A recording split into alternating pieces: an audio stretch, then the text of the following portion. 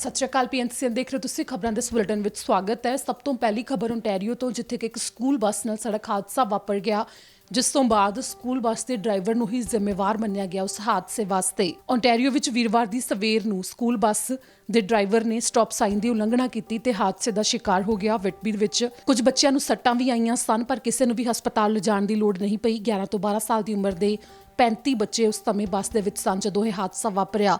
Highway 412 ਤੋਂ exit ਲੈ ਰਹੀ ਸੀ ਬੱਸ, ਜਦੋਂ ਸਟਾਪ ਸਾਈਨ ਲੰਘਣ ਦੇ ਉੱਤੇ ਹਾਈਵੇ 7 ਤੋਂ ਆਉਂਦੀ ਵੈਨ ਨਾਲ ਟੱਕਰ ਹੋ ਗਈ। ਵੈਨ ਦਾ ਪਹਿਲਾ ਹੱਕ ਸੀ ਉੱਥੇ ਤੋਂ ਲੰਘਣ ਦਾ, ਤਾਂ ਕਰਕੇ ਸ਼ੁਰੂਆਤੀ ਜਾਂਚ ਵਿੱਚ ਹੀ ਸਕੂਲ ਬੱਸ ਦੇ ਡਰਾਈਵਰ ਨੂੰ ਹੀ ਜ਼ਿੰਮੇਵਾਰ ਮੰਨਿਆ ਜਾ ਰਿਹਾ ਹੈ। ਔਸ਼ਵਾ ਦਾ ਰਹਿਣ ਵਾਲਾ 46 ਸਾਲ ਦਾ ਡਰਾਈਵਰ ਸੀ, ਜਿਸ ਦੇ ਉੱਤੇ ਲਾਪਰਵਾਹੀ ਦੇ ਨਾਲ ਵਾਹਨ ਚਲਾਉਣ ਦਾ ਕੇਸ ਵੀ ਦਰਜ ਕਰ ਦਿੱਤਾ ਗਿਆ ਹੈ।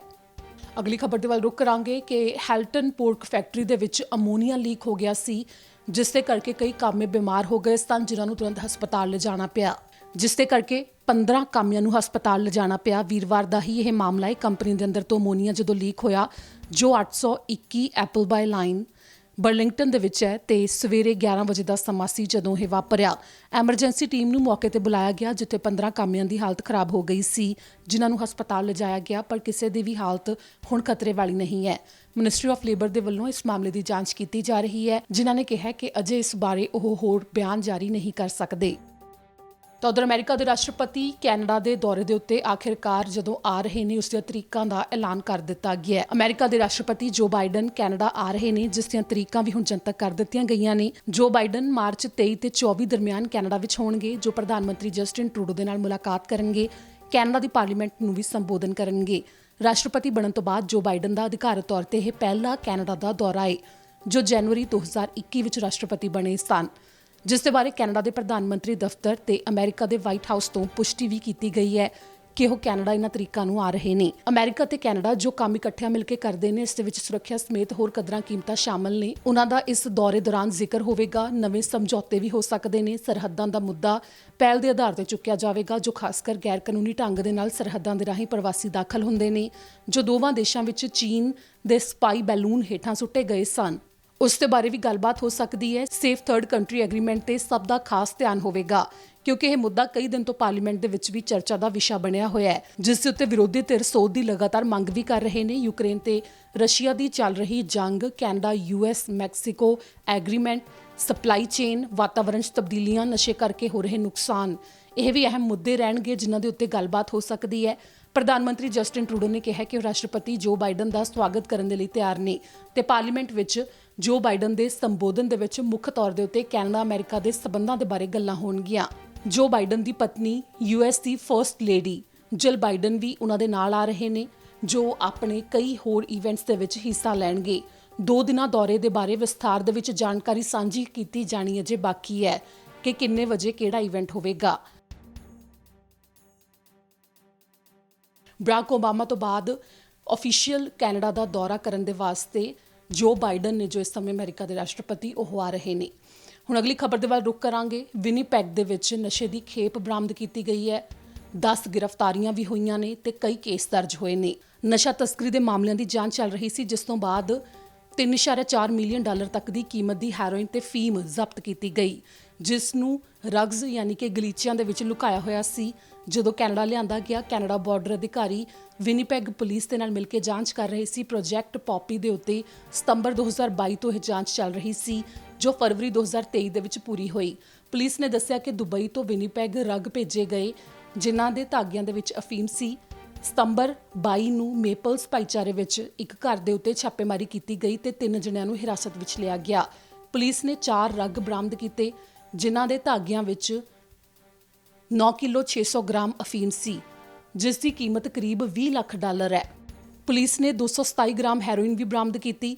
20.8 ਗ੍ਰਾਮ ਹੈਰੋਇਨ ਦਾ ਪਾਊਡਰ ਵੀ ਬਰਾਮਦ ਕੀਤਾ ਗਿਆ। ਨਸ਼ਾ ਤਸਕਰੀ ਨਾਲ ਸੰਬੰਧਿਤ ਹੋਰ ਸਮਾਨ ਵੀ ਬਰਾਮਦ ਹੋਇਆ ਹੈ।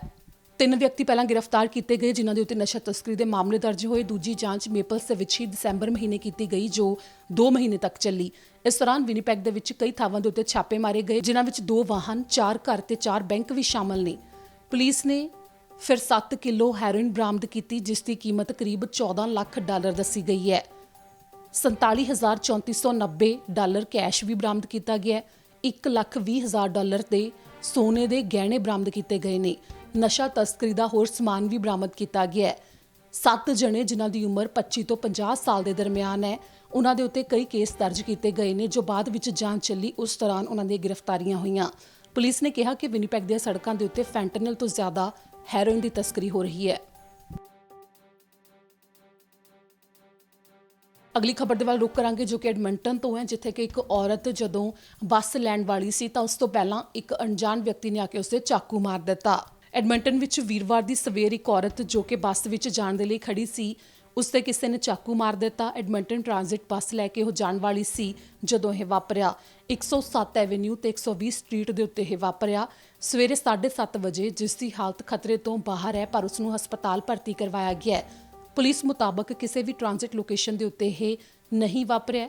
ਔਰਤ ਦੇ ਬੱਸ ਚੜ੍ਹਨ ਤੋਂ ਪਹਿਲਾਂ ਹੀ ਉਸ ਦੇ ਉੱਤੇ ਹਮਲਾ ਹੋ ਗਿਆ ਤੇ ਚਾਕੂ ਮਾਰਨ ਵਾਲੇ ਦੀ ਭਾਲ ਕੀਤੀ ਜਾ ਰਹੀ ਹੈ। ਹੁਣ ਅਗਲੀ ਖਬਰ ਦੇ ਵੱਲ ਰੁਕ ਕਰਾਂਗੇ। ਪੁਲਿਸ ਨੇ ਇੱਕ ਲੜਕੀ ਨੂੰ ਕਾਬੂ ਕੀਤਾ ਜੋ ਕਿ ਬਿਨਾਂ ਲਾਇਸੈਂਸ ਤੋਂ ਜਾਲੀ ਦਸਤਾਵੇਜ਼ਾਂ ਦੇ ਸਹਾਰੇ ਨਰਸ ਦਾ ਕੰਮ ਕਰ ਰਹੀ ਸੀ। ਔਸ਼ਵਾ ਦੀ ਇੱਕ ਲੜਕੀ ਹੈ ਜਿਸ ਦੇ ਉੱਤੇ ਗੰਭੀਰ ਮਾਮਲੇ ਦਰਜ ਹੋਏ ਨੇ, ਜੋ ਲਾਇਸੈਂਸ ਨਾ ਹੁੰਦੇ ਹੋਏ ਵੀ ਨਰਸ ਵਜੋਂ ਕੰਮ ਕਰ ਰਹੀ ਸੀ। 25 ਸਾਲ ਦੀ ਆਲਿਆ ਐਲਿਜ਼ਾਬੈਥ ਸੰਪਤ ਵਜੋਂ ਇਸ ਦੀ ਪਛਾਣ ਹੋਈ ਹੈ, ਜੋ ਘੱਟੋ-ਘੱਟ 4 ਰਿਟਾਇਰਮੈਂਟ ਹੋਮਸ ਤੇ ਲੌਂਗ ਟਰਮ ਕੇਅਰ ਹੋਮਸ ਦੇ ਲਈ GTA ਵਿੱਚ ਕੰਮ ਕਰ ਰਹੀ ਸੀ, ਜਿਸ ਨੇ ਜਾਲੀ ਦਸਤਾਵੇਜ਼ਾਂ ਦੇ ਆਧਾਰ ਦੇ ਉੱਤੇ ਕੰਮ ਲਿਆ ਤੇ ਸਾਲ 2021 ਤੋਂ ਨਰਸ ਵਜੋਂ ਕੰਮ ਕਰ ਰਹੀ ਸੀ, ਜਦ ਕਿ ਅਸਲ ਦੇ ਵਿੱਚ ਉਹ ਨਰਸ ਹੈ ਹੀ ਨਹੀਂ।